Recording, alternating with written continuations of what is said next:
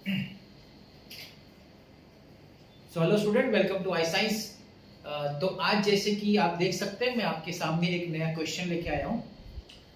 Question को अगर आप ध्यान से देखेंगे तो पता चलेगा ये टॉपिक ऑसिलेशंस का है। तो ये क्वेश्चन स्टार्ट करने से पहले मैं कुछ आपको बताना चाहूँगा। सबसे पहली बात ये है कि आप सोच रहे होंगे कि सर एक वीडियो में एक ही सम क्यों करते हैं।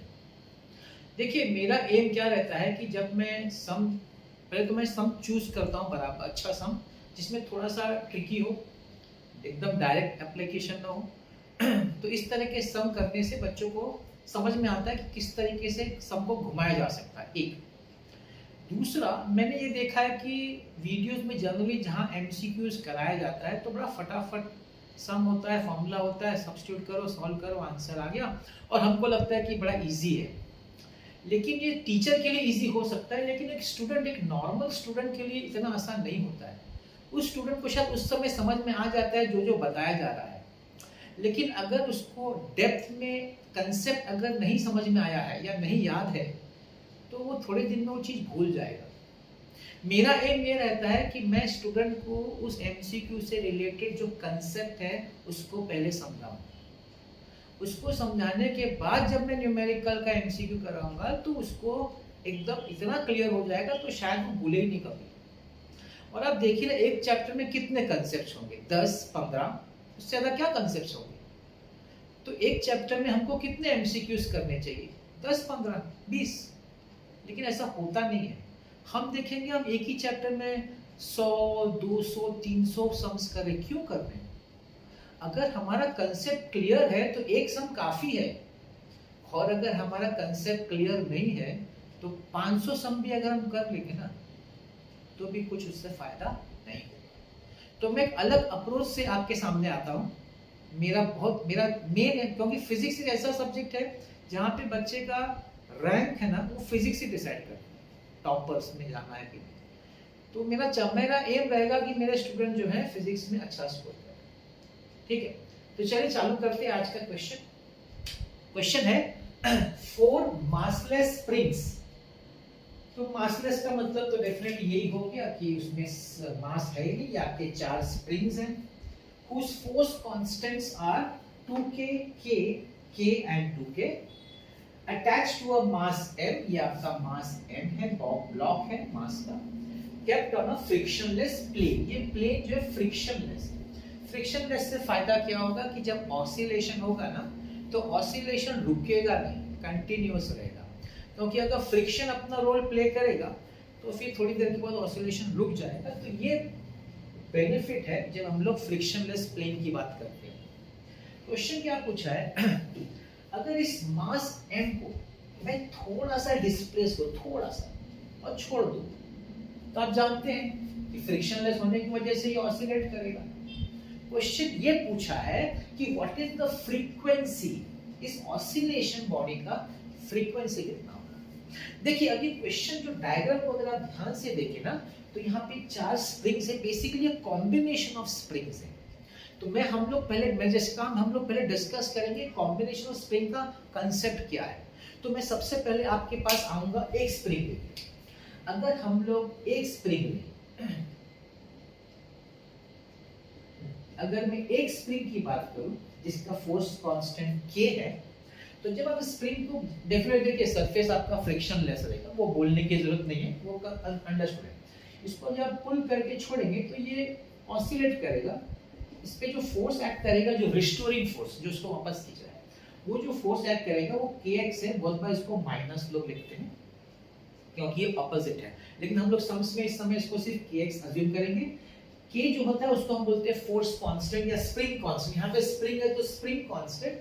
तो यहाँ पे देखिए उन्होंने मेंशन किया हुआ है फोर्स कांस्टेंट। ठीक है, आप फोर्स कांस्टेंट बोलो, स्प्रिंग है तो कई लोग इसको स्प्रिंग कांस्टेंट बोलते हैं। सबका मतलब ये होगा x जो होता है इसका जो मीन पोजीशन, उससे आपने कितना उसको डिस्प्लेस किया, displacement from the mean position. Mean position मतलब स्टार्टिंग पोजीशन पे जहां पे आपका ब्लॉक हुआ वो मीन पोजीशन स्टार्टिंग। फिर आपने जब उसको खींचा, जब आपने उसको खींचा तो डिस्प्लेस किया उसके मीन पोजीशन से, तो कितना डिस्प्लेस किया ना वो उसका x होता है। तो इस पे जब आप इसको पुल करते हैं या पुश, जो भी करें, देखिए दोनों तरफ से हो सकता है, आप पुल करो कि पुश करो, डिस्प्लेसमेंट एक्स होगा। तो एक रिस्टोरिंग फोर्स एक्ट करता है उस ब्लॉक पे बिकॉज ऑफ द स्प्रिंग, जो उसको चाहता है कि वापस उसको ओरिजिनल या मीन पोजीशन पर लाए। तो ये तीन टर्म इंपॉर्टेंट है समझना जब हम स्प्रिंग की बात कर रहे हैं। तो restoring force F, spring constant या फोर्स कांस्टेंट के, एंड द डिस्प्लेसमेंट बोलिए, एक्सटेंशन बोलिए, whatever, x from the mean position. अब ये एक स्प्रिंग हुआ। अब इसमें दो पॉसिबिलिटी हो सकती है स्प्रिंग का कॉम्बिनेशन का। एक पॉसिबिलिटी देखिए कैसे दिखेगा, आपको बताता हूं।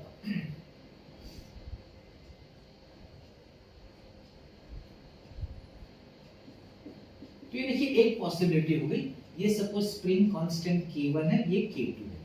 अब आप बोलिए कौन सा कंडीशन हो गया, कैसा कॉम्बिनेशन होगा, इसको हम बोलेंगे सीरीज कॉम्बिनेशन। सीरीज। अब इस सीरीज कॉम्बिनेशन में क्या रहेगा ना, ये जो ब्लॉक ऑसिलेट करेगा इसमें दोनों पे जो फोर्स एक्ट करेगा ना वो सेम करेगा, सेम फोर्स विल एक्ट, ठीक है। अब इसमें क्या रहेगा, अब जब आप पुल करेंगे तो ये स्प्रिंग कांस्टेंट K1 है, अलग है, इसका स्प्रिंग कांस्टेंट अलग है। तो इसका जो एक्सटेंशन होगा, इसमें जो एक्सटेंशन होगा हम लोग उसको सपोज E1 से डिनोट करते, जो एक्सटेंशन, जब हम इसको पुल करेंगे तो इसमें जो स्प्रिंग में जो एक्सटेंशन होगा वो E1 होगा, इसमें जो एक्सटेंशन होगा ये E2 होगा। ये कब, वापस मैं बता रहा हूं, जब हम इसको पुल करेंगे या पुश व्हाटएवर, तो ये एक्सटेंशन की वजह से फोर्स एक्ट करता है ना, ठीक। अब दोनों में जो फोर्स एक्ट करेगा वो सेम करेगा। फोर्स का ये फॉर्मूला है, मैं x की जगह पे हम लोग इसको E समझते हैं, इस जगह पे। तो यहाँ पे जो टोटल एक्सटेंशन होगा ना दोनों स्प्रिंग का मिला के, वो E जो होगा that will be E1 plus E2, ठीक है। अब आपका देखिए फोर्स का फॉर्मूला क्या है, KE, x की जगह मैंने E ले लिया, तो मैं E को लिख सकता हूं F upon K, F upon K is equal to E1 की जगह लिखूंगा F अपॉन K1। अब आप पूछेंगे सर F क्यों लिखा, क्योंकि ब्लॉक एक है, सीरीज कनेक्शन है, तो दोनों में जो फोर्स एक्ट होगा वो सेम होगा, ठीक है। देखिए इसको ऐसे भी देख सकते हैं आप, इसको वर्टिकली भी देख सकते हैं, आप ऐसा भी समझ सकते हैं। ये भी वही चीज, आपने पुल किया, रिलीज किया, तो ऑसिलेट, तो एक ही फोर्स है, दैट इज वेट। अब यहाँ पे तो वेट है, तो एक ही फोर्स है जो दोनों पे एक्ट कर रहा है, ऐसे भी उसको समझा जा सकता है। और यहाँ पे आएगा F अपॉन K2, अभी F से हटा दीजिए, तो आपका फॉर्मूला बना 1 upon K is equal to 1 upon K1 plus 1 upon K2। तो देखिए एक फॉर्मूला बनकर जो मैं यहाँ लिख रहा हूँ, सीरीज कनेक्शन में 1 upon K is equal to 1 upon K1 plus 1 upon K2। आप पूछेंगे सर अगर दो से ज्यादा स्प्रिंग होगा तो ठीक है, यहाँ आ जाएगा 1 अपॉन K3, 1 अपॉन K4, जितना भी है। अब कई लोग बोलते हैं इसको एक शॉर्टकट तरीके से याद रखना, क्या वो भी आप जानते होंगे, लोग बोलते हैं इसको ऐसे याद रखो, 1 अपॉन K एलसीएम लेके क्रॉस मल्टीप्लाई करो, K2 plus K1 upon K1 K2, तो इन्वर्टेड तो करेंगे तो K series is equal to K1 K2 upon K1 plus K2। ये मैंने आपको सीरीज कॉम्बिनेशन समझा दिया, ठीक है।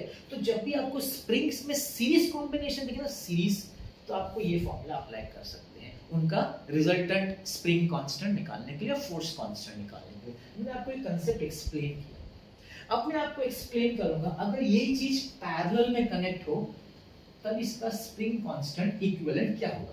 पैरेलल कनेक्शन में बता रहा हूं, देखिए पैरेलल कनेक्शन कैसा दिखेगा पता है आपको,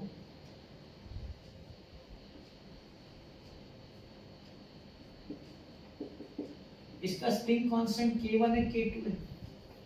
अब जब ये ब्लॉक का पुल करेंगे तो ऑसिलेट करेगा, तो देखिए जो ये ऑसिलेट करेगा तो दोनों का एक्सटेंशन सेम रहेगा, क्योंकि दोनों का एंड पॉइंट सेम है, दोनों का एंड पॉइंट सेम है, तो दोनों में एक्सटेंशन सेम रहेगा। तो यहाँ पे E इज सेम, यहाँ पे जो इसका वेट है ना वो डिवाइड होगा दोनों में, मतलब फोर्स जो होगा टोटल फोर्स F वो F1 प्लस F2 होगा, क्योंकि पैरेलल कनेक्शन में से डिवाइड हो रहा है दोनों में, दोनों का स्प्रिंग कांस्टेंट अलग है। अब F का फॉर्मूला तो KE है, तो यहाँ पे हम लिखेंगे KE, अब यहाँ मैं लिख रहा हूँ parallel connection is equal to, यहाँ पे लिखूंगा K1E प्लस K2E। E क्यों, क्योंकि दोनों में एक्सटेंशन सेम है, क्योंकि दोनों का एंड पॉइंट सेम है, तो जब खींचा जाएगा तो दोनों सेम अमाउंट से एक्सटेंड होंगे, तो दोनों का सबका एक्सटेंशन सेम है, तो E से डिवाइड कर दीजिए। तो Kp is equal to K1 plus K2। तो ये हमारा फॉर्मूला मिला पैरेलल का कॉम्बिनेशन का। अगर आपका स्प्रिंग पैरेलल कॉम्बिनेशन में है तो उसका जो spring constant equivalent spring constant Kp रहेगा, that be K1 plus K2। आप पूछेंगे सर इससे ज्यादा स्प्रिंग्स होगा तो ऐड करते जाने का, K3 K4 and so on. तो मेरे ख्याल से आपको spring constant combination of springs का अगर कोई सम पूछेगा, अगर उसको टाइप पूछेगा, तो आपको डेफिनेटली ये चीज समझ में आ जाएगी कि हमको कब ये वाला फॉर्मूला अप्लाई करना है, कब ये वाला कब होगा सीरीज में, ठीक है ना। मतलब एक से एक पहले को और दूसरे को कनेक्टेड है, जहां पे पहला खत्म होता है वहां पे दूसरा कनेक्ट होता है, वो सीरीज हो जाता है। पैरेलल ऐसा, अच्छा पैरेलल एक और तरीके से भी रिप्रेजेंट होता है, तो ये भी आपको मालूम होना चाहिए। मैं सपोज एक स्प्रिंग ऐसा दिखाऊं, बीच में ब्लॉक दिखाऊं, फिर दूसरा स्प्रिंग दिखाऊं, देखिए ये भी अपने आप में एक, दिस इज नॉट सीरीज। अब आपको कंफ्यूजन क्या होगा, सर ये सीरीज है, नहीं, पहला स्प्रिंग दूसरे स्प्रिंग को कनेक्ट नहीं हुआ है, बीच में ब्लॉक है। अब आप देखिए ये स्प्रिंग को अगर मैं निकाल के यहाँ लाऊं तो इसके जैसे हो जाएगा। इस स्प्रिंग जो पैरेलल आपको लग रहा है, इस स्प्रिंग को यहाँ से कनेक्ट कर दूं तो इसके जैसे दिख जाएगा। मतलब इन शॉर्ट ये भी पैरेलल कनेक्शन है।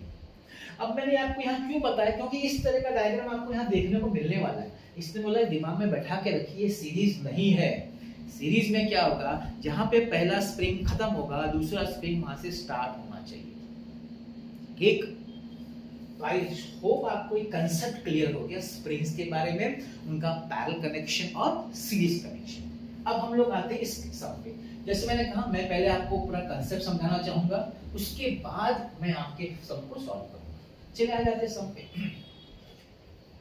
अब ध्यान से देखिए, आपका मैं नंबरिंग दे देता हूं। चलिए, ये नंबर 1, ये नंबर 2, ये नंबर 3, ये नंबर 4। आप नंबर 1 और नंबर 2 को ध्यान से देखिए, नंबर 1 एंड नंबर 2। अगर आप ध्यान से देखेंगे तो आप देखेंगे कि वो सीरीज कनेक्शन है, क्योंकि जहां पे पहला खत्म हो वहां पे दूसरा स्टार्ट हो गया। अगर सीरीज कनेक्शन है तो इसका जो इक्विवेलेंट स्प्रिंग कांस्टेंट होगा Ks। डायरेक्ट फॉर्मूला, शॉर्टकट आप ये भी यूज कर सकते हैं, नो प्रॉब्लम। ये याद होगा तो ठीक है, नहीं तो आप ये भी यूज कर सकते हैं। तो उसका फॉर्मूला बनता है K1 K2, मतलब दोनों को मल्टीप्लाई करने का, मतलब 2K into K upon K1 plus K2, दोनों का एडिशन 2K प्लस K। तो ये कितना हो जाएगा, this will become 2K square upon 3K, ठीक है। सॉरी, यहाँ पे मेरे ख्याल से 2K, I am very sorry, this is 2K, सो मैं करेक्शन कर देता हूँ। 2K into 2K, और यहाँ भी 2K है। यहाँ पे 2K था, मैंने गलती से K लिख दिया, क्योंकि यहाँ बोला 2K, K and 2K, 2K, K and 2K। सो यहाँ पे हो जाएगा आपका 4K स्क्वायर अपॉन 4K, 4 वो कट, K और K कट, K। मतलब कि अगर मैं इसको रिड्यूस करूं, देखिए ये सब चीज मैं आपको एक्सप्लेन कर रहा हूं, हर चीज आप जरूरी नहीं कि सब चीज आप एग्जाम टाइम में भी करें जो मैं कर रहा हूं, लेकिन अगर आपको क्लियर रहेगा तो आप फटाफट उस चीज को समझते जाएंगे। मैं आपको डायग्राम बनाता हूं इसका सेकेंड पार्ट, ये दोनों का कंबाइंड देखिए ऐसा दिखेगा K, ठीक। अब मैं उसका आगे का बात करता हूं। तो इन दोनों का कंबाइंड रेजिस्टेंस इधर, this is Ks which is equal to K, series वाला दोनों का मिला के एक हो गया।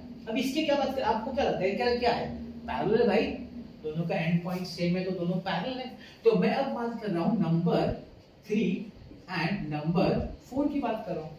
तो नंबर 3 और नंबर 4 पे देखेंगे तो वो पैरेलल कनेक्शन है। तो पैरेलल कनेक्शन तो इजी है, दोनों को ऐड कर दो, मतलब K plus 2K which is 3K। मतलब यहाँ पे जो कनेक्शन है K पैरेलल का, दैट इज 3K। तो इन दोनों का मिला के सीरीज कनेक्शन K हुआ, थर्ड और फोर्थ नंबर का मिला के 3K हुआ। अभी तक पूरा इक्विवेलेंट कंप्लीट नहीं, अभी इनका बीच में भी इक्विवेलेंट निकालना है। मैंने अभी थोड़ी देर पहले आपको बताया, दो स्प्रिंग आपको लगेगा सीरीज है, नहीं, जहां पे पहला स्प्रिंग कंप्लीट हो रहा है वहां पे दूसरा स्टार्ट नहीं हो रहा है, बीच में ब्लॉक है, तो ये पैरेलल कनेक्शन होगा। अगर ये पैरेलल कनेक्शन होगा तो finally it is parallel connection. अब अगर ये पैरेलल कनेक्शन है तो इसका नेट और रिजल्टेंट क्या हो जाएगा, दोनों को ऐड कर दो, ks plus kp को ऐड कर दो which is k plus 3k and the answer is total is 4k, not answer 4k। मतलब कि इन दोनों का मिला के जो नेट आपका जो रिजल्टेंट जो स्प्रिंग कांस्टेंट है या फोर्स कांस्टेंट है दैट इज 4k। सबसे पहला काम तो आपको यहां तक पहुंचना है, उसके बाद ही आप इस क्वेश्चन पे आ सकते हैं जो कि पूछा है फ्रीक्वेंसी।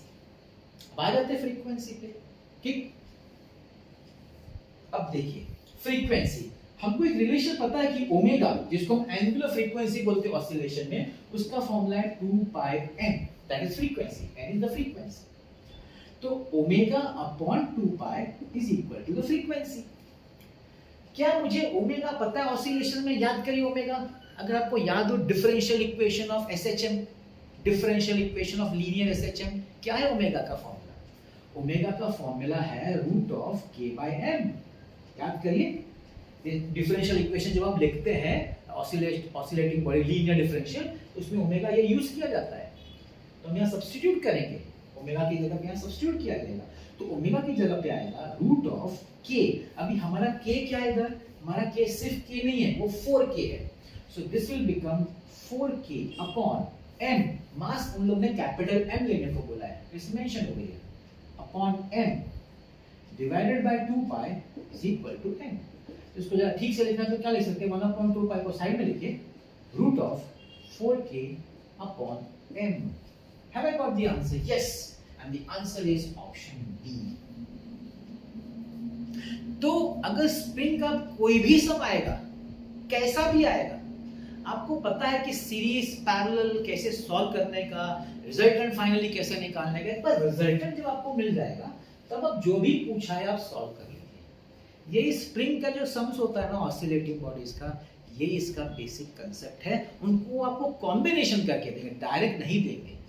उस कॉम्बिनेशन को कैसे रिजल्टेंट में कन्वर्ट करने का वही ट्रिक है। वो ट्रिक आ गया तो स्प्रिंग का सम्स आप ऑसिलेटिंग बॉडीज में कर सकते हैं। तो आज के लिए इतना ही। आई होप आपको आज का लेक्चर अच्छा लगा होगा, समझ में आएगा। प्लीज कमेंट्स में बताइएगा कैसा लगा लेक्चर, एंड लाइक शेयर और सब्सक्राइब जरूर करिएगा। And thank you so much for watching this video.